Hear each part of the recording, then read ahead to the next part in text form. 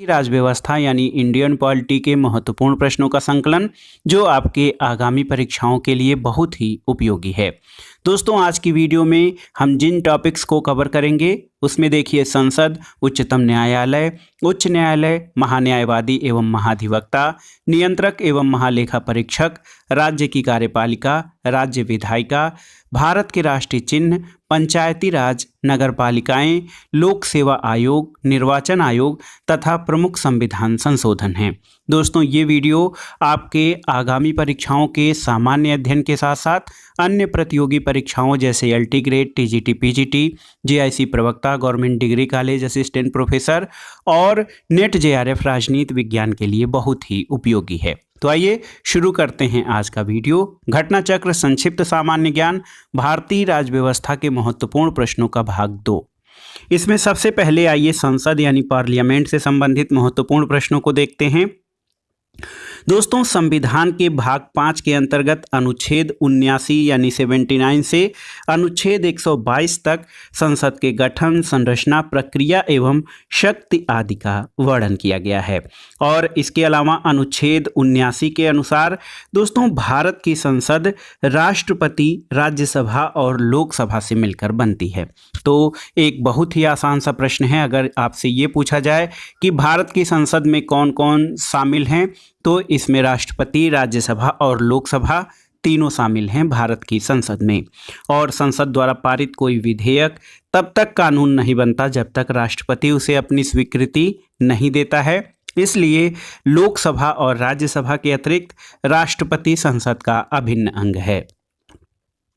आइए देखते हैं संसद के महत्वपूर्ण सदन राज्यसभा के बारे में।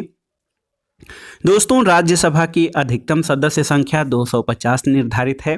इनमें 238 सदस्य राज्यों और संघ शासित प्रदेशों से अप्रत्यक्ष रूप से निर्वाचित होते हैं, जबकि 12 सदस्य राष्ट्रपति द्वारा मनोनीत किए जाते हैं और इसकी व्यवस्था अनुच्छेद 80(1) के अंतर्गत की गई है। आइए देखते हैं दोस्तों राज्यसभा सदस्य संख्या राज्यवार। देखिए, आंध्र प्रदेश में राज्यसभा सदस्यों की संख्या 11 है, असम में 7 है, छत्तीसगढ़ में 5, गुजरात में 11 राज्यसभा सदस्य हैं और हिमाचल प्रदेश में 3 और झारखंड में 6, केरल में 9, महाराष्ट्र में 19। इसके अलावा दोस्तों मेघालय में 1, नागालैंड में 1, ओडिशा में 10, पंजाब में 7, सिक्किम में 1, त्रिपुरा से 1, उत्तराखंड से 3, तेलंगाना से 7 और देखा जाए अरुणाचल प्रदेश से 1 राज्यसभा सीट है और बिहार में 16 राज्यसभा सीटें हैं, गोवा से 1, हरियाणा में 5, जम्मू कश्मीर में 4, कर्नाटक में 12, मध्य प्रदेश में 11, मणिपुर में 1, मिजोरम में 1, जो राष्ट्रीय राजधानी क्षेत्र दिल्ली है वहां से 3 राज्यसभा सदस्य हैं, पुडुचेरी से दोस्तों 1, राजस्थान से 10, तमिलनाडु से 18, उत्तर प्रदेश से सर्वाधिक 31 राज्यसभा सदस्य जो हैं चुने जाते हैं और पश्चिम बंगाल से 16। दोस्तों, राज्यसभा की सदस्यता के लिए जो न्यूनतम आयु सीमा है वो 30 वर्ष है और राज्यसभा आप जानते हैं एक अस्थायी सदन है जो कभी भंग नहीं होती है और राज्यसभा के सदस्यों का कार्यकाल 6 वर्षों का होता है। प्रत्येक 2 वर्ष पर इसके 1/3 सदस्य सेवानिवृत्त हो जाते हैं और ये व्यवस्था अनुच्छेद 83(1) के अंतर्गत की गई है। राज्यसभा की विशेष शक्तियां कौन कौन सी हैं इनके बारे में जान लेते हैं। दोस्तों देखिए, अखिल भारतीय सेवा यानी ऑल इंडिया सर्विसेज के सृजन का अधिकार मात्र राज्यसभा को प्राप्त है और राज्यसभा अनुच्छेद 312 के अंतर्गत 2/3 बहुमत द्वारा अखिल भारतीय सेवा का सृजन कर सकती है। इसके अलावा राज्यसभा संविधान के अनुच्छेद 249 के तहत राज्य सूची के किसी विषय को राष्ट्रीय महत्व का घोषित कर सकती है। राज्यसभा का गठन 3 अप्रैल 1952 को किया गया था और इसकी पहली बैठक 13 मई 1952 को हुई थी। दूसरा सदन जो हमारा है वो है लोकसभा, जिसको कि पीपुल्स हाउस कहा जाता है। दोस्तों, लोकसभा संसद का निम्न सदन होता है। इसकी अधिकतम संख्या 530 + 20 निर्धारित की गई है और वर्तमान में लोकसभा में सदस्यों की संख्या 543 है। इसमें से 524 सदस्य राज्यों से और 19 केंद्र शासित प्रदेशों से प्रत्यक्ष रूप से निर्वाचित होते हैं। आइए देख लेते हैं दोस्तों राज्यवार लोकसभा सदस्यों की संख्या के बारे में। आंध्र प्रदेश के 25 सदस्य हैं। सदस्य संख्या आंध्र प्रदेश में लोकसभा सीटें 25 हैं। अरुणाचल प्रदेश में 2, असम में 14, बिहार में 40, छत्तीसगढ़ में 11, गुजरात में 26, गोवा में 2, हिमाचल प्रदेश में 4, हरियाणा में 10, झारखंड में 14, जम्मू कश्मीर में 5 लोकसभा सीटें, केरल में 20, इसके अलावा कर्नाटक में 28, मेघालय में 2, महाराष्ट्र में 48, मणिपुर में 2 और देखिए दोस्तों मध्य प्रदेश में 29 लोकसभा सीटें हैं, मिजोरम में 1 है, नागालैंड में दोस्तों 1 लोकसभा सीट है, उड़ीसा में 21 है, पंजाब में 13 लोकसभा सीटें हैं, राजस्थान में 25, सिक्किम में 1 है, तेलंगाना में 17, तमिलनाडु में 39 लोकसभा सीटें हैं, त्रिपुरा में 2 है, उत्तर प्रदेश में सर्वाधिक 80 लोकसभा सीटें हैं, उत्तराखंड में 5, पश्चिम बंगाल में 42, अंडमान निकोबार द्वीप समूह में 1, दिल्ली जो कि राष्ट्रीय राजधानी क्षेत्र है वहाँ पे 7 जो है लोकसभा सीटें हैं, दादरा और नगर हवेली तथा दमन दीव में 2 लोकसभा सीटें हैं, चंडीगढ़ में 1, लक्षद्वीप में 1, पुडुचेरी में 1 और लद्दाख में 1 लोकसभा सीट है। तो यहाँ पर इस चार्ट से आप भारत के सभी राज्यों में लोकसभा सीटों की संख्या को समझ सकते हैं। दोस्तों लोकसभा का जो कार्यकाल होता है सामान्यतः 5 वर्ष होता है और मंत्रिपरिषद लोकसभा के प्रति सामूहिक रूप से उत्तरदायी होती है। लोकसभा की सदस्यता के लिए न्यूनतम आयु सीमा 25 वर्ष निर्धारित है। लोकसभा अध्यक्ष और उपाध्यक्ष के बारे में जानते हैं। दोस्तों अनुच्छेद 93 के अनुसार लोकसभा अपने सदस्यों में से एक अध्यक्ष और एक उपाध्यक्ष का चुनाव करती है। अध्यक्ष उपाध्यक्ष को और उपाध्यक्ष जो होता है ये अध्यक्ष को अपना त्यागपत्र दे सकता है। तो याद रखिएगा लोकसभा का अध्यक्ष अपना त्यागपत्र उपाध्यक्ष को और उपाध्यक्ष जो होता है डिप्टी स्पीकर ये अध्यक्ष को अपना त्यागपत्र दे सकता है। इसके अलावा दोस्तों अध्यक्ष जो होता है लोकसभा की कार्यवाहियों का संचालन और अध्यक्षता करता है। और एक प्रश्न बहुत ही महत्वपूर्ण है कि कोई विधेयक धन विधेयक है या नहीं इसका निर्णय लोकसभा अध्यक्ष करता है। कुछ अन्य तथ्यों को देख लेते हैं। देखिए अनुच्छेद 108 के तहत संसद के दोनों सदनों के संयुक्त अधिवेशन का प्रावधान किया गया है। और दोस्तों किसी साधारण विधेयक पर संसद के दोनों सदनों में गतिरोध की स्थिति में संयुक्त अधिवेशन राष्ट्रपति द्वारा बुलाया जाता है और लोकसभा अध्यक्ष दोनों सदनों के संयुक्त अधिवेशन की अध्यक्षता करता है। अनुच्छेद 118(4) के अंतर्गत ये व्यवस्था की गई है।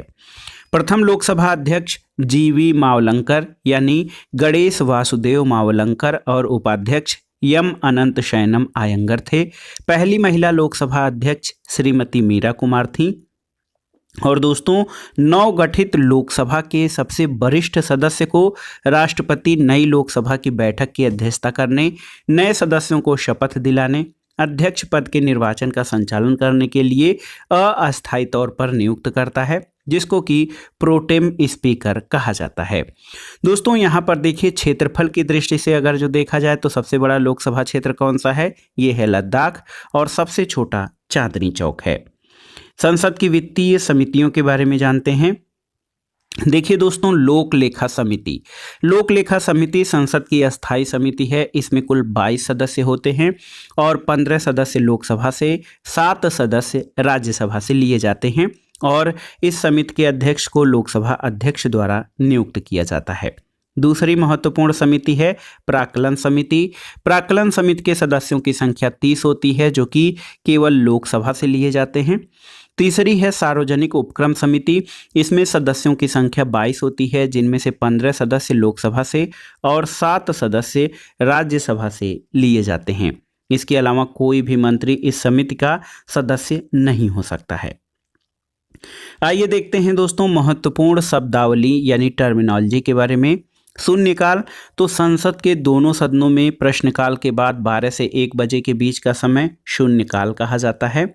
और अगर हम देखें यहाँ पर विनियोग विधेयक किसे कहते हैं तो दोस्तों इसके द्वारा ही भारत की संचित निधि से धन निकाला जा सकता है और इसमें संचित निधि पर भारित व्यय हेतु अनुदान की मांग शामिल होती है। वित्त विधेयक क्या होता है? तो ऐसे विधेयक जो राजस्व और व्यय से संबंधित होते हैं वित्त विधेयक कहलाते हैं। इसके अलावा धन विधेयक, तो देखिए धन विधेयक अनुच्छेद 110 एक के उपखंड क से उपखंड 6 तक उल्लिखित विषयों से संबंधित विधेयक धन विधेयक कहलाते हैं और धन विधेयक को केवल लोकसभा में पेश किया जाता है। आइए दोस्तों, सुप्रीम कोर्ट यानी उच्चतम न्यायालय से संबंधित महत्वपूर्ण जो प्रश्न हैं, तथ्य हैं, उनको जान लेते हैं। देखिए, भारतीय संविधान के भाग 5 में अनुच्छेद 124 से 147 तक उच्चतम न्यायालय के गठन, स्वतंत्रता, न्याय क्षेत्र, शक्तियों आदि का उल्लेख है और भारत में एकीकृत न्याय व्यवस्था की स्थापना की गई है। इसका गठन किस प्रकार से होता है? उच्चतम न्यायालय के गठन की बात अनुच्छेद 124 के तहत उच्चतम न्यायालय की स्थापना और गठन संबंधी प्रावधान किए गए हैं और उच्चतम न्यायालय न्यायाधीशों की संख्या संशोधन अधिनियम 2019 के द्वारा अन्य न्यायाधीशों की संख्या 30 से बढ़ाकर 33 कर दी गई है और इस प्रकार वर्तमान में उच्चतम न्यायालय में कुल न्यायाधीशों की संख्या 34 है। मुख्य न्यायाधीश प्लस 33 न्यायाधीश यानी कुल 34 न्यायाधीश हैं हमारे सुप्रीम कोर्ट में और उच्चतम न्यायालय के न्यायाधीशों की नियुक्ति राष्ट्रपति के द्वारा की जाती है। उच्चतम न्यायालय के न्यायाधीशों की पदावधि क्या है? तो दोस्तों, उच्चतम न्यायालय का न्यायाधीश बनने के लिए न्यूनतम आयु सीमा निर्धारित नहीं की गई है। हालांकि अवकाश ग्रहण करने के लिए अधिकतम आयु 65 वर्ष है। पद मुक्ति, तो उच्चतम न्यायालय के न्यायाधीशों को साबित कदाचार या असमर्थता केवल 2 ही कारण होते हैं उच्चतम न्यायालय के न्यायाधीशों को उनके पद से हटाने के लिए। साबित कदाचार या असमर्थता के आधार पर संसद के दोनों सदनों के कुल सदस्य संख्या के बहुमत द्वारा और उपस्थित तथा मत देने वाले सदस्यों के कम से कम 2/3 बहुमत से पारित समावेदन के आधार पर राष्ट्रपति द्वारा हटाया जा सकता है। उच्चतम न्यायालय की अधिकारिता, इसमें आइए देख लेते हैं प्रारंभिक अधिकारिता। तो दोस्तों, भारत सरकार और एक या एक से अधिक राज्यों के मध्य उत्पन्न विवादों में या भारत सरकार और कोई एक राज्य या अनेक राज्यों में से एक या एक से अधिक राज्यों के बीच विवादों में और साथ ही साथ 2 या 2 से अधिक राज्यों के बीच ऐसे विवाद जहां वैधानिक अधिकारों का प्रश्न शामिल है, ये उच्चतम न्यायालय के प्रारंभिक क्षेत्राधिकार के अंतर्गत आते हैं। दोस्तों, उच्चतम न्यायालय के अपीलीय क्षेत्राधिकार में देखिए, उच्चतम न्यायालय देश का सबसे बड़ा अपीलीय न्यायालय है और ये निचली अदालतों के फैसलों के खिलाफ सुनवाई करता है। परामर्शदात्री क्षेत्राधिकार में अनुच्छेद 143 143 याद रखिएगा, इसके तहत राष्ट्रपति को ये अधिकार है कि वह सार्वजनिक महत्व के विषयों पर उच्चतम न्यायालय से सलाह ले सकता है। पुनर्विचार संबंधी क्षेत्राधिकार, तो पुनर्विचार संबंधी क्षेत्राधिकार आपका अनुच्छेद 137, इसके तहत उच्चतम न्यायालय को ये अधिकार प्राप्त है कि वह स्वयं के निर्णयों पर पुनर्विचार कर सके। तो और कुल मिलाकर स्वयं के द्वारा पारित निर्णयों पर पुनर्विचार की शक्ति ये न्यायिक सक्रियता या जुडिशियल जो है रिव्यू के न्यायिक पुनर्विलोकन या जुडिशियल रिव्यू के अंतर्गत शामिल है। अभिलेख न्यायालय, तो दोस्तों अनुच्छेद 129 यानी अनुच्छेद 129 के तहत उच्चतम न्यायालय को अभिलेख न्यायालय माना गया है और इसके फैसले सार्वकालिक अभिलेख व साक्ष्य के रूप में स्वीकार किए जाते हैं। आइए देखते हैं उच्च न्यायालय यानी हाई कोर्ट से संबंधित महत्वपूर्ण तथ्यों को। दोस्तों, संविधान के भाग 6 के अनुच्छेद 214 से 231 तक राज्यों के उच्च न्यायालयों के गठन, क्षेत्राधिकार, शक्तियों आदि के बारे में प्रावधानों का उल्लेख किया गया है। देखिए, इलाहाबाद उच्च न्यायालय 1866 में स्थापित किया गया। उत्तर प्रदेश में अधिकारिता क्षेत्र इसका है और इसकी मुख्य पीठ इलाहाबाद में यानी प्रयागराज में और खंडपीठ लखनऊ में है। आंध्र प्रदेश उच्च न्यायालय की स्थापना 1 जनवरी 2019 को, इसके अधिकारिता में आंध्र प्रदेश आता है। अमरावती मुख्य पीठ है। बॉम्बे हाई कोर्ट 1862 में स्थापित किया गया और इसके अधिकारिता के अंतर्गत दोस्तों महाराष्ट्र, गोवा, दादरा और नगर हवेली तथा दमन और दीव आते हैं। इसमें मुख्य पीठ बॉम्बे में और खंडपीठ नागपुर, पणजी और औरंगाबाद में स्थित है। अगला उच्च न्यायालय जो है दोस्तों, ये कलकत्ता उच्च न्यायालय है। 1862 में स्थापित हुआ। पश्चिम बंगाल और अंडमान निकोबार द्वीप समूह इसके अधिकारिता में आते हैं। कोलकाता सर्किट बेंच इसका पोर्ट ब्लेयर में है और मुख्य पीठ कोलकाता में है। छत्तीसगढ़ उच्च न्यायालय सन 2000 में स्थापित किया गया। इसकी अधिकारिता में छत्तीसगढ़ है और बिलासपुर इसकी जो है ये स्थित है बिलासपुर में। दिल्ली उच्च न्यायालय की स्थापना 1966 में की गई। दिल्ली अधिकारिता में आता है। इसका जो मुख्य पीठ है दिल्ली में है। गुवाहाटी उच्च न्यायालय 1948 में स्थापित किया गया। असम, नागालैंड, मिजोरम और अरुणाचल प्रदेश इसकी अधिकारिता में है। गुवाहाटी में मुख्य पीठ और खंडपीठ कोहिमा, आइजोल और ईटानगर में स्थित हैं। गुजरात उच्च न्यायालय दोस्तों 1960 में स्थापित हुआ। गुजरात इसकी अधिकारिता में आता है, अहमदाबाद में स्थित है। हिमाचल प्रदेश उच्च न्यायालय 1971 में स्थापित किया गया। इसकी अधिकारिता में हिमाचल प्रदेश आता है और शिमला जो है, शिमला में हिमाचल प्रदेश उच्च न्यायालय अवस्थित है। दोस्तों जम्मू कश्मीर उच्च न्यायालय 1928 में स्थापित हुआ। जम्मू कश्मीर और लद्दाख इसकी अधिकारिता में आते हैं और ये उच्च न्यायालय श्रीनगर और जम्मू में स्थित है। झारखंड उच्च न्यायालय सन 2000 में स्थापित हुआ। झारखंड अधिकारिता में आता है और ये रांची में स्थित है। कर्नाटक उच्च न्यायालय 1884 में कर्नाटक इसकी अधिकारिता के अंतर्गत है और इसका मुख्य पीठ मंगलुरु में, खंडपीठ धारवाड़ और गुलबर्गा में स्थित है। केरल उच्च न्यायालय 1956 में ये स्थापित किया गया। केरल और लक्षद्वीप जो है इसकी अधिकारिता में आते हैं और केरल उच्च न्यायालय एर्नाकुलम में स्थित है। मध्य प्रदेश उच्च न्यायालय 1956 में स्थापित किया गया। मध्य प्रदेश इसकी अधिकारिता में आता है और जबलपुर में ये स्थित है। इसकी खंडपीठ ग्वालियर और इंदौर में है दोस्तों। इसके अलावा मद्रास उच्च न्यायालय जो है 1862 में स्थापना हुई। तमिलनाडु और पुडुचेरी इसकी अधिकारिता में आते हैं। चेन्नई में मुख्य पीठ और खंडपीठ मदुरई में है। ओडिशा उच्च न्यायालय 1948 में स्थापना हुई, ओडिशा में है और कटक में स्थित है। पटना उच्च न्यायालय 1916 में स्थापित हुआ। बिहार अधिकारिता इसकी है और ये पटना में स्थित है। पंजाब और हरियाणा उच्च न्यायालय 1966 में इसकी स्थापना हुई। पंजाब, हरियाणा और चंडीगढ़ इसके अधिकारिता में है और ये चंडीगढ़ में स्थित है। राजस्थान उच्च न्यायालय 1949 में स्थापित हुआ। राजस्थान अधिकारिता में आता है। जोधपुर में इसका मुख्य पीठ और खंडपीठ जयपुर में है। सिक्किम उच्च न्यायालय 1975 में स्थापित हुआ और सिक्किम इसकी अधिकारिता के अंतर्गत आता है, गंगटोक में स्थित है। उत्तराखंड उच्च न्यायालय 2000 में स्थापित हुआ। उत्तराखंड जो है इसकी अधिकारिता में आता है, नैनीताल में ये स्थित है। इसके अलावा दोस्तों देखिए, आप देख सकते हैं मेघालय उच्च न्यायालय की स्थापना मार्च 2013 में हुई। मेघालय इसकी अधिकारिता में आता है और शिलांग जो है यहाँ पर स्थित है। मणिपुर उच्च न्यायालय मार्च 2013 में स्थापित हुआ। मणिपुर अधिकारिता में है, इम्फाल में स्थित है। त्रिपुरा उच्च न्यायालय की स्थापना मार्च 2013 में हुई। त्रिपुरा इसके उत्तरा जो है अधिकारिता में आता है और अगरतला में ये स्थित है। और देखिए तेलंगाना हाई कोर्ट 1 जनवरी 2019 को स्थापित हुआ। तेलंगाना इसकी अधिकारिता में आता है और ये हैदराबाद में स्थित है। दोस्तों देखिए, उच्च न्यायालय के न्यायाधीशों की नियुक्ति राष्ट्रपति करता है और उच्च न्यायालय के न्यायाधीशों के सेवानिवृत्ति की अधिकतम आयु 62 वर्ष है। इससे पूर्व भी वे राष्ट्रपति को संबोधित कर अपना त्यागपत्र दे सकते हैं। अनुच्छेद 215 के अनुसार प्रत्येक उच्च न्यायालय एक अभिलेख न्यायालय होता है और केंद्र शासित प्रदेशों में दिल्ली और जम्मू कश्मीर के पास अपना उच्च न्यायालय है। भारत में अगर जो उच्च न्यायालयों की संख्या देखी जाए तो कुल 25 उच्च न्यायालय हैं और 1862 में सबसे पहले कलकत्ता, बम्बई और मद्रास में उच्च न्यायालयों की स्थापना हुई थी।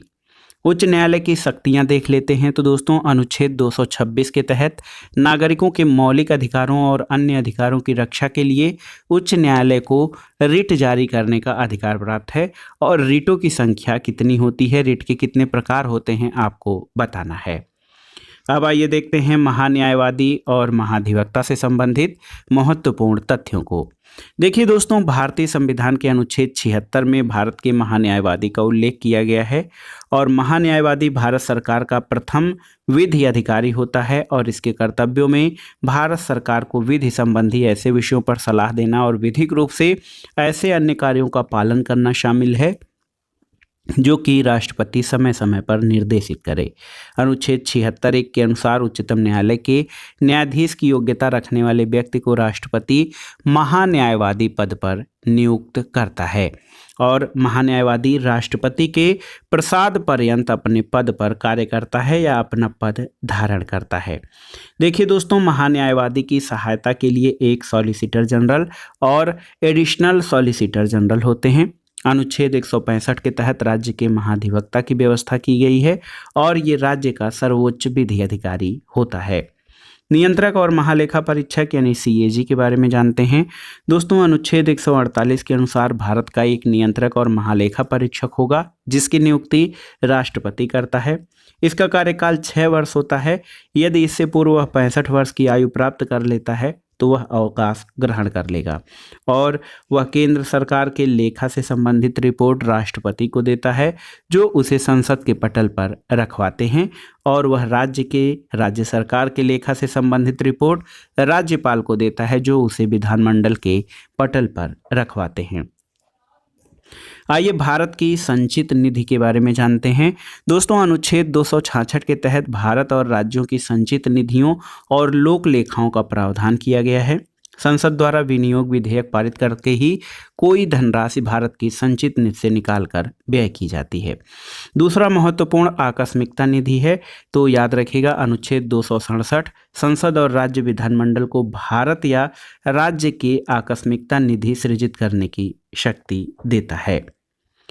आइए जानते हैं राज्य की कार्यपालिका के बारे में। तो देखिए, भारतीय संविधान के भाग 6 के अंतर्गत अनुच्छेद 153 से 167 तक राज्य कार्यपालिका के बारे में बताया गया है और राज्य कार्यपालिका में राज्यपाल, मुख्यमंत्री, मंत्रिपरिषद, महाधिवक्ता आदि शामिल होते हैं। राज्यपाल, दोस्तों, अनुच्छेद 153 के अनुसार प्रत्येक राज्य का एक राज्यपाल होता है और किसी एक ही व्यक्ति को या दो से अधिक राज्यों का राज्यपाल भी नियुक्त किया जा सकता है। अनुच्छेद 153 में ये व्यवस्था है और राज्यपाल पद के लिए जो योग्यताएं हैं उसमें ये है कि वो भारत का नागरिक हो और 35 वर्ष की आयु पूरी कर चुका है। वो नियुक्ति और पदावधि के बारे में जानते हैं। तो राज्यपाल की नियुक्ति राष्ट्रपति द्वारा सामान्यतया 5 वर्ष की अवधि के लिए किया जाता है और राज्यपाल राष्ट्रपति के प्रसाद पर्यंत पद धारण करता है, अनुच्छेद 156(1) के अनुसार। आइए दोस्तों, राज्यपाल की शक्तियां यानी work or power of governor के बारे में जानते हैं। गवर्नर को जो कार्यकारी शक्तियां प्राप्त हैं उसमें यह है कि राज्यपाल मुख्यमंत्री और मुख्यमंत्री के परामर्श पर अन्य मंत्रियों की नियुक्ति करता है। राज्यपाल राज्य लोक सेवा आयोग के अध्यक्ष और सदस्यों की नियुक्ति करता है और राज्यपाल राज्य विश्वविद्यालयों के कुलपतियों की नियुक्ति करता है। इसके अलावा राज्यपाल राज्य के उच्च सदन अर्थात विधान परिषद, जिसको कि लेजिस्लेटिव काउंसिल कहते हैं, इसके कुल सदस्य संख्या के 1/6 सदस्यों को मनोनीत करता है, जो कि साहित्य, कला, विज्ञान, समाज सेवा और सहकारिता के क्षेत्र में विशेष ज्ञान और अनुभव रखते हैं। आइए जो है राज्यपाल की विधायी शक्तियों के बारे में जानते हैं। दोस्तों, राज्यपाल राज्य विधानमंडल के सत्र को आहूत करने, संबोधित करने, विघटित तथा सत्रावसान कर सकता है। राज्य विधानमंडल द्वारा पारित विधेयक राज्यपाल के हस्ताक्षर के बाद ही अधिनियम बनता है और यदि किसी विषय पर तत्काल कार्रवाई की आवश्यकता हो परंतु उस समय राज्य विधानमंडल का सत्र न चल रहा हो तो ऐसी स्थिति में अनुच्छेद 213 के अनुसार राज्यपाल अध्यादेश जारी कर सकता है। अनुच्छेद 200 के अनुसार राज्यपाल किसी विधेयक पर अनुमति देता है या अनुमति रोक लेता है अथवा राष्ट्रपति के विचार के लिए सुरक्षित रख सकता है। आइए देखते हैं राज्य विधानमंडल के बहुत ही महत्वपूर्ण पद मुख्यमंत्री के बारे में। दोस्तों, राज्य की मंत्रिपरिषद का प्रधान मुख्यमंत्री होता है। इसकी नियुक्ति राज्यपाल द्वारा की जाती है। जैसे केंद्र में केंद्रीय मंत्रिपरिषद का प्रधानमंत्री होता है और उसकी नियुक्ति राष्ट्रपति द्वारा की जाती है। अनुच्छेद 164(2) के अनुसार मंत्रिपरिषद सामूहिक रूप से विधानसभा के प्रति उत्तरदायी होती है। आइए दोस्तों, राज्य विधायिका के बारे में जानते हैं। राज्य विधानमंडल का निर्माण राज्यपाल और राज्य विधानमंडल के सदन यानी विधानसभा अथवा 2 सदनों विधानसभा और विधान परिषद से मिलकर होती है। वर्तमान में 6 राज्य, देखिए यहाँ पर आंध्र प्रदेश, उत्तर प्रदेश, कर्नाटक, तेलंगाना, बिहार और महाराष्ट्र में विधान परिषदें जो हैं यहाँ पर अस्तित्व में हैं। विधान परिषद के बारे में जानते हैं। दोस्तों, विधान परिषद या लेजिस्लेटिव काउंसिल जो होती है, अनुच्छेद 169 के अनुसार देखिए दोस्तों, संसद विधान परिषद का गठन और विघटन कर सकती है यदि संबंधित राज्य की विधानसभा द्वारा इस संबंध में संकल्प को विधानसभा के कुल सदस्य संख्या के बहुमत और उपस्थित तथा मत देने वाले सदस्यों के कम से कम 2/3 बहुमत से पारित किया जाए तो कुल मिलाकर आप जान लीजिए कि विधान परिषद के गठन से संबंधित जो प्रक्रिया है वो संसद जो है विधान परिषद के गठन और विघटन कर सकती है। ऐसा तब हो सकता है जब संबंधित राज्य की विधानसभा द्वारा इस संबंध में जो है संकल्प विधानसभा के कुल सदस्य संख्या के बहुमत, उपस्थित और मत देने वाले सदस्यों के कम से कम 2/3 बहुमत से पारित किया जाए तो। विधान परिषद राज्य विधानमंडल का उच्च सदन होता है और विधान परिषद के कुल सदस्यों की संख्या संबंधित राज्य की विधानसभा सदस्यों की कुल संख्या के अधिकतम 1/3 और 40 से कम नहीं हो सकती है। विधान परिषद का सदस्य बनने के लिए न्यूनतम आयु सीमा 30 वर्ष है और विधान परिषद एक अस्थायी सदन है, ये कभी भी भंग नहीं होता है। और दोस्तों, एक इसके बारे में महत्वपूर्ण तथ्य ये है कि विधान परिषद अस्थायी सदन है, कभी भंग नहीं होता है, लेकिन इसको समाप्त यानी इसका उत्सादन किया जा सकता है। विधान परिषद के प्रत्येक सदस्य का कार्यकाल 6 वर्ष होता है, लेकिन प्रत्येक दूसरे वर्ष 1/3 सदस्य अपना कार्यकाल पूरा करके अवकाश ग्रहण कर लेते हैं। उनके स्थान पर नए सदस्य निर्वाचित होते हैं। विधान परिषद के सदस्यों का निर्वाचन अप्रत्यक्ष रूप से होता है। आइए देखते हैं विधानसभा यानी लेजिस्लेटिव असेंबली के बारे में। दोस्तों, विधानसभा को निम्न सदन भी कहा जाता है और अनुच्छेद 170 के तहत विधानसभाओं की संरचना का उल्लेख किया गया है। विधानसभा के सदस्यों का कार्यकाल कितना? 5 वर्ष का होता है विधानसभा सदस्यों का कार्यकाल। दोस्तों, विशेष स्थिति में राज्यपाल विधानसभा को 5 वर्ष पूर्व भी भंग कर सकता है और विधानसभा सदस्य निर्वाचित होने के लिए न्यूनतम आयु सीमा 25 वर्ष होती है। विधानसभा सदस्यों का चुनाव वयस्क मताधिकार द्वारा प्रत्यक्ष रूप से किया जाता है और प्रत्येक राज्य विधानसभा में अधिकतम 500 तथा न्यूनतम 60 सदस्य हो सकते हैं। दोस्तों, लेकिन अपवाद स्वरूप आप देख सकते हैं कि गोवा और मिजोरम में 40 और सिक्किम में केवल 32 विधानसभा सदस्य संख्या है, जबकि कहा गया है कि प्रत्येक राज्य की विधानसभा में न्यूनतम 60 सदस्य होते हैं। तो याद रखिएगा, गोवा मिजोरम में 40 और सिक्किम में केवल 32 विधानसभा सदस्य हैं।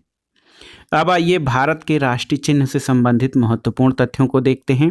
देखिए, राष्ट्रीय प्रतीक सारनाथ स्थित सम्राट अशोक के सिंह स्तंभ के शीर्ष भाग को भारत सरकार द्वारा 26 जनवरी 1950 को राष्ट्रीय प्रतीक के रूप में अपनाया गया है। इसके निचले भाग पर सत्यमेव जयते देवनागरी लिपि में लिखा गया है और ये सूक्ति वाक्य मुंडकोपनिषद से लिया गया है, जिसका अर्थ होता है सत्य की विजय होती है।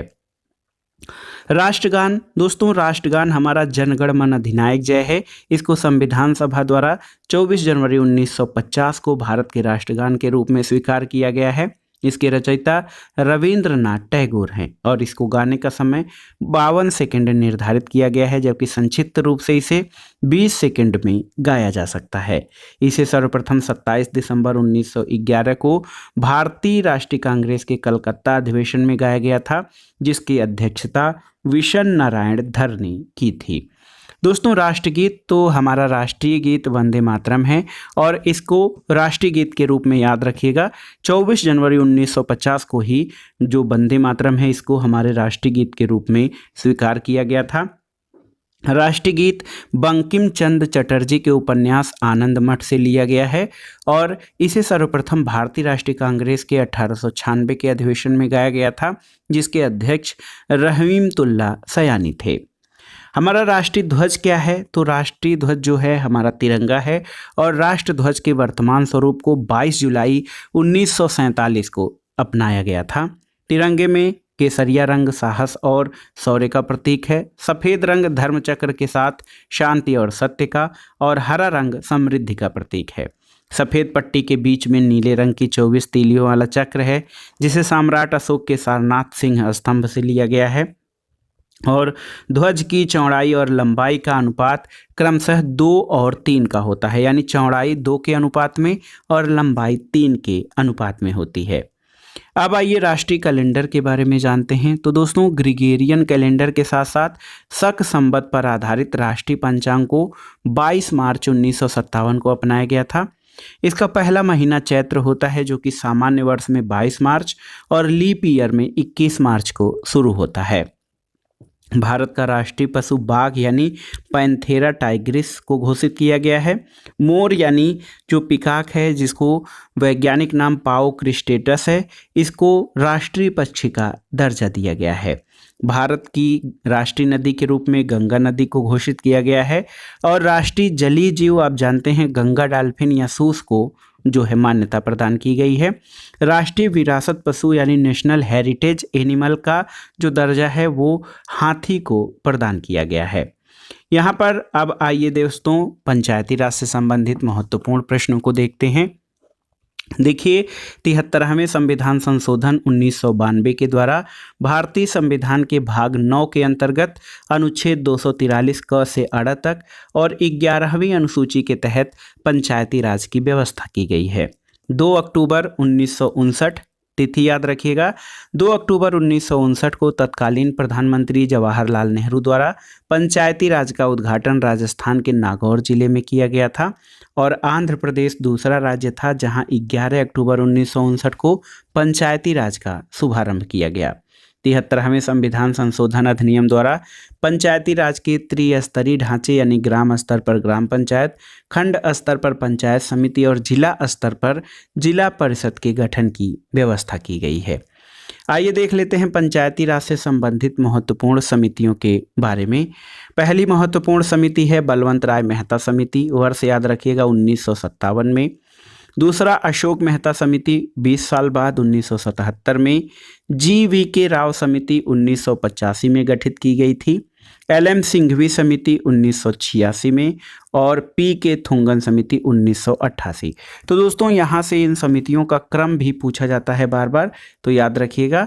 पंचायती राज से संबंधित बलवंत राय मेहता समिति 1957, अशोक मेहता समिति 1977, GVK राव समिति 1985, LM सिंघवी समिति 1986 और PK थुंगन समिति 1988 है। दोस्तों देखिए, महिलाओं के लिए प्रत्येक स्तर पर 1/3 आरक्षण की व्यवस्था है और पंचायतों का कार्यकाल 5 वर्ष निर्धारित किया गया है। समय पूर्व पंचायत भंग होने पर निर्वाचन 6 माह के अंदर करवाना अनिवार्य है। 11वीं अनुसूची में वर्णित कुल 29 विषयों पर पंचायतों को कानून बनाने की शक्ति प्रदान की गई है। आइए नगर पालिका के बारे में जानते हैं दोस्तों। 74वां संविधान संशोधन अधिनियम के द्वारा संविधान के भाग 9 क अनुच्छेद 243 त से 243 य 6 तक और 12वीं अनुसूची को जोड़कर नगर पालिकाओं से संबंधित संवैधानिक प्रावधान किए गए हैं। इसमें नगर पालिकाओं से संबंधित प्रावधान हैं। नगर पालिका मुख्यतः 3 प्रकार की है: नगर पंचायत, नगर पालिका परिषद और नगर निगम। नगर पालिकाओं में महिलाओं के लिए 1/3 स्थान जो हैं उनका आरक्षण किया गया है। नगर पालिकाओं का कार्यकाल 5 वर्ष है और याद रखिएगा, सबसे पहले 1688 में मद्रास नगर निगम की स्थापना की गई थी। लोक सेवा आयोग के बारे में जानते हैं दोस्तों। भारतीय संविधान के अनुच्छेद 315 के तहत संघ और राज्यों के लिए लोक सेवा आयोग यानी पब्लिक सर्विस कमीशन की स्थापना की गई है। संघ लोक सेवा आयोग के अध्यक्ष और सदस्यों की नियुक्ति राष्ट्रपति द्वारा की जाती है और संघ लोक सेवा आयोग के अध्यक्ष और सदस्यों का कार्यकाल 6 वर्ष या 65 वर्ष की आयु तक जो भी पहले हो पूरा होता है। आइए निर्वाचन आयोग यानी इलेक्शन कमीशन से संबंधित महत्वपूर्ण प्रश्नों को देखते हैं। संविधान के भाग 15 के तहत अनुच्छेद 324 से 329 तक निर्वाचन से संबंधित प्रावधान किए गए हैं। निर्वाचन आयोग में एक मुख्य निर्वाचन आयुक्त और 2 अन्य निर्वाचन आयुक्त होते हैं जिनकी नियुक्ति राष्ट्रपति द्वारा की जाती है और अनुच्छेद 324 के अनुसार संसद, राज्य विधानमंडल, राष्ट्रपति और उपराष्ट्रपति के पदों के निर्वाचन की जिम्मेदारी निर्वाचन आयोग को दी गई है। तो याद रखिएगा, संसद, राज्य विधानमंडल, राष्ट्रपति और उपराष्ट्रपति के पदों पर निर्वाचन की जिम्मेदारी निर्वाचन मंडल को दी गई है, निर्वाचन आयोग को। और मुख्य निर्वाचन आयुक्त तथा अन्य निर्वाचन आयुक्तों का कार्यकाल 6 वर्ष अथवा 65 वर्ष की आयु में जो भी पहले हो पूरा होता है। निर्वाचन आयोग एक संवैधानिक संस्था है और वर्तमान में मान्यता प्राप्त राष्ट्रीय राजनीतिक दलों की संख्या कुल कितनी है? 8 है दोस्तों। इन दलों की सूची देख लेते हैं दोस्तों। भारतीय राष्ट्रीय कांग्रेस, जिसको इंडियन नेशनल कांग्रेस कहा जाता है, ये सबसे पुराना जो है राजनीतिक दल है अपना। इसका चुनाव चिन्ह हाथ का पंजा है। भारतीय जनता पार्टी कमल का फूल है। बहुजन समाज पार्टी यानी बीएसपी, इसका हाथी है चुनाव चिन्ह असम को छोड़कर। भारतीय कम्युनिस्ट पार्टी यानी सीपीआई का जो चुनाव चिन्ह हंसिया और बाली है। भारतीय कम्युनिस्ट पार्टी मार्क्सवादी सीपीआईएम हंसिया, हथौड़ा और तारा है। राष्ट्रवादी कांग्रेस पार्टी यानी एनसीपी, इसका चुनाव चिन्ह घड़ी है। अखिल भारतीय तृणमूल कांग्रेस एआईटीएमसी, इसका जोड़ा फूल है। और नेशनल पीपुल्स पार्टी एनपीपी, इसका चुनाव चिन्ह पुस्तक है। 7 जून 2019 को निर्वाचन आयोग द्वारा दोस्तों 7 जून 2019 को नेशनल पीपुल्स पार्टी को राष्ट्रीय दल का दर्जा दिया गया है। आइए अब देख लेते हैं भारतीय संविधान के प्रमुख संशोधनों के बारे में। देखिए दोस्तों, प्रथम संशोधन बहुत ही महत्वपूर्ण रहा, 1951 में हुआ और संविधान में 9वीं अनुसूची को जोड़ा गया। इस अनुसूची में उल्लिखित विषयों को सर्वोच्च न्यायालय की न्यायिक पुनरावलोकन की सख्ती से बाहर रखा गया। देखिए 36वां संविधान संशोधन अधिनियम 1975, इसके द्वारा भारतीय संघ में सिक्किम को पूर्ण राज्य का दर्जा दिया गया। उसके पहले 35वें संविधान संशोधन के द्वारा जो है सिक्किम सह राज्य के रूप में भारतीय संघ में शामिल किया गया था। 42वां संविधान संशोधन, जिसको कि मिनी कॉन्स्टिट्यूशन भी कहा जाता है, 1976 का 42वां संविधान संशोधन बहुत ही महत्वपूर्ण रहा। इसके द्वारा प्रस्तावना में समाजवादी, पंथनिरपेक्ष तथा अखंडता शब्द जोड़े गए। दोस्तों भाग 4 क में नागरिकों के मूल कर्तव्यों को जोड़ा गया और राष्ट्रपति को मंत्रिमंडल की सलाह मानने के लिए बाध्य किया गया। 44वां संविधान संशोधन अधिनियम 1978 जो है, ये राष्ट्रपति के द्वारा विधेयक को पुनर्विचार के लिए एक बार वापस भेजने की शक्ति दी गई। और 44वें संविधान संशोधन में याद रखिएगा कि राष्ट्रीय आपात के संदर्भ में आंतरिक अशांति शब्द के स्थान पर सशस्त्र विद्रोह शब्द को प्रतिस्थापित किया गया। और 44वें संविधान संशोधन के द्वारा संपत्ति का अधिकार जो था, राइट टू प्रॉपर्टी, इसके द्वारा जो मूल अधिकार ये था दोस्तों, संपत्ति का अधिकार, मूल अधिकार का दर्जा समाप्त करके इसे अनुच्छेद 300 क के अंतर्गत मात्र विधिक अधिकार का दर्जा दिया गया। और राष्ट्रीय आपातकाल के दौरान अनुच्छेद 20 एवं 21 द्वारा प्रदत्त मूल अधिकारों को निलंबित नहीं किया जा सकता है। ये व्यवस्था दोस्तों अनुच्छेद जो है संविधान के 44वें संविधान संशोधन अधिनियम द्वारा की गई है।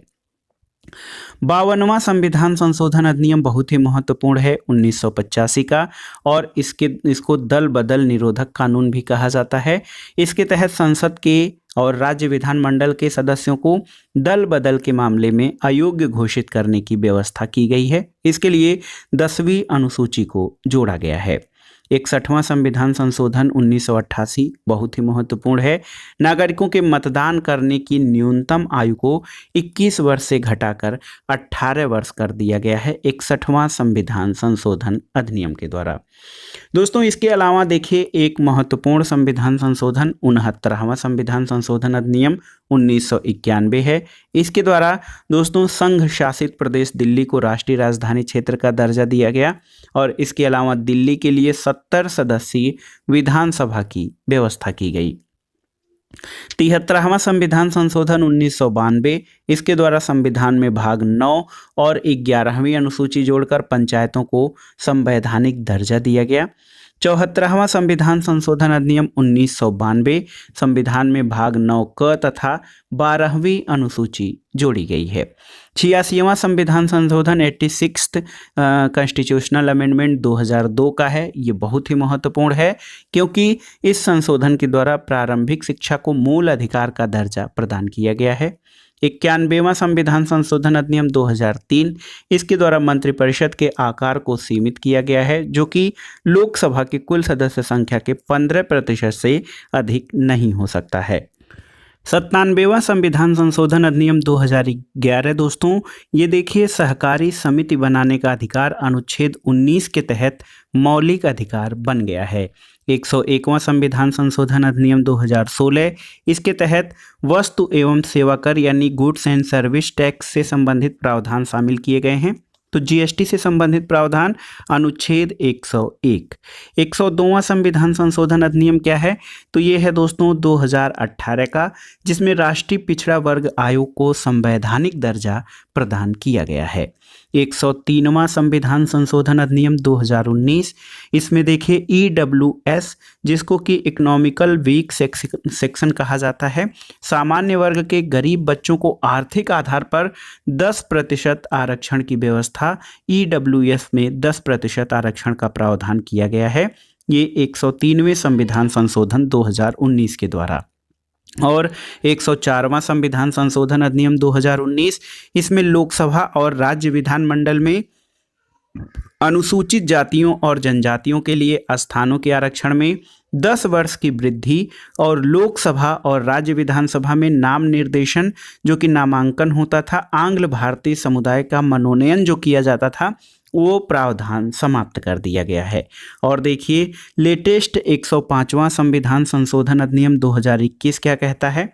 तो ये अधिनियम सामाजिक और शैक्षणिक रूप से पिछड़े वर्गों की पहचान करने और निर्दिष्ट करने के लिए राज्य और केंद्र शासित प्रदेशों की शक्ति को पुनर्स्थापित करता है। तो दोस्तों ये था आज का वीडियो। इसमें आपने देखा विभिन्न परीक्षाओं के सामान्य ज्ञान और सामान्य अध्ययन के लिए उपयोगी भारतीय राज्य व्यवस्था के महत्वपूर्ण प्रश्न, और ये प्रश्न आपके आगामी अन्य प्रतियोगी परीक्षाओं जैसे LT grade, TGT, PGT, GIC प्रवक्ता परीक्षा, गवर्नमेंट डिग्री कॉलेज आदि के लिए भी बहुत ही उपयोगी तथा महत्वपूर्ण है। आप इन प्रश्नों को तैयार कर लीजिएगा।